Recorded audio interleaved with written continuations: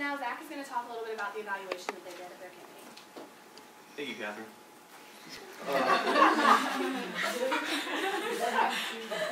I'm going to talk to you about some of the success this initiative has had over the past 5 years. Now, our first objective was to create a community-driven group to create a structure that can really address this teen pregnancy issue. So they formed the Pregnancy Prevention Oversight Committee that was co-chaired by the City Health Commissioner and Daily Newspapers publisher. And the groups from the community that were part of this committee included sexual visualization, faith-based community, law enforcement, collaborative fund, and public awareness. The second objective was to elevate teen pregnancy to a critical level. So the way they did this mostly was through media, and one of the strongest ways they did this was through the Milwaukee Sentinel made teen pregnancy a priority through their editorial series. Their first one was called Agenda 08, Growing Metro Milwaukee, and their second one was Agenda 09, For a Better Wisconsin. And all this campaigning resulted in more than 11.6 million gross impressions in 2008. The third objective was to target African American and Hispanic communities where birth rates were especially high, and even especially in Hispanic communities where they found more teens were having sex with older adults, which was statutory rape. The way they did this was through print and radio public service announcements, and editorial and feature stories were written about sexual victimization and statutory rape and how it leads to teen pregnancy. Fourth objective we talked about was the committee wanted to drive implementation of comprehensive sex health curriculum in Milwaukee public schools. So they used print articles, television stories, elevating the importance of comprehensive health sex ed, and they were able to secure funding for sex health curriculum for all Milwaukee public schools in 2008. And by 2009, the age-appropriate curriculum was put in place for 4th and 5th graders. And by the end of 2010, it was in place for all grades K through 12. Now our fifth and final and most important objective was to produce results of our initiative to lower the birth rate to 46%. And as you can see here, it was very successful over a 5-year period of time. It started with a rate of 52 per 1,000 girls in 2006, and here it ends in 2011 with 33.4 births per teenagers 15 to 17 years old. Some of the highlights of the first 5 years, first and foremost, 5-year decline in teen birth rates. That was the most important. Another was the Healthy Youth Act, enacted in 2010, which it provided evidence-based, science-related, evidence to these kids, so they would have something to look at for proof. Because teenagers don't listen to their parents or their teachers, So this provided nice little background information, proof that teen pregnancy is that high. Also, the Healthy Girls program, which is especially interesting because it reached 16,000 girls in the community that were at high risk and really unknown groups, such as gay, lesbian, homeless youths, and transgender girls. So reaching them was a serious highlight of the program. One of the main ones, because you need funding, was the SERVE marketing campaigns, in which local advertising and SERVE donated more than $4 million in advertising over a 5-year period.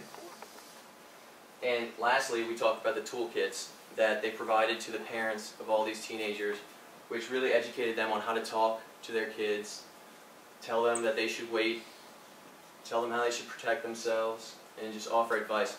46% of teenagers say that their parents are the biggest influence in their life when it comes to having sex at an early age.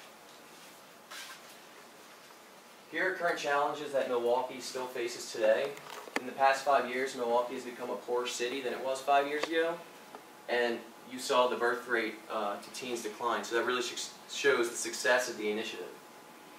The high school graduation rate is below the national average, so that's something else to work on. There's still high numbers of unplanned pregnancy and STDs, and many still become very sexually active at a young age, even with older partners, which is, you know, go to jail for. And So Zach has been kind of highlighting some of the strengths of this campaign that we found, but one of the weaknesses that we wanted to point out was their social media strategy. They were active on several networks that we have the logos for at the bottom here, but they were not utilizing them sufficiently considering the heavy focus they had on reaching these teens. So most of their accounts were listed under United Way Milwaukee. They did have one campaign Facebook page on, Facebook. It's called Baby Can Wait, but it only has 347 likes today. So we don't think it was probably very successful. And if you go to the next slide, they were using content and information about all their campaigns all on the one network. So they had United Way Milwaukee, and they had all of their different campaigns listed. So that meant it was very easy to find United Way Milwaukee and make sure you were on the right page. But it was difficult to find information about your specific campaign, what information you were looking for, because they only posted about teen pregnancy maybe once per month throughout this whole campaign, which is hard to sustain because it is a very long campaign. But we didn't think that was effective enough. That wasn't enough social media use to reach these teens. So their Twitter and Facebook content, they had information about teen pregnancy in the news and campaign updates whenever, you know, the birth rates were dropping. They were keeping people updated. And on YouTube, they had their campaign videos and commercials. But we just thought that could have been an area of improvement in this campaign. So we have one more question. What do you think United Way of Greater Milwaukee should do to improve their social media use? We've been studying social media a lot in this class. Does anybody have a strategy that they could have implemented or a way they could have used any one of the networks to better reach this audience?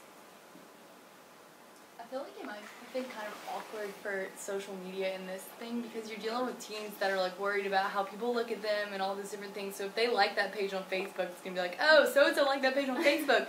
So I mean, I think it might not be a good way to gauge the success by looking at the number of likes because people probably would go for information maybe, but not necessarily to like put their name on it. Like, I like this because that's kind of like an awkward thing to like for teens. I don't know. That's really good. Yeah.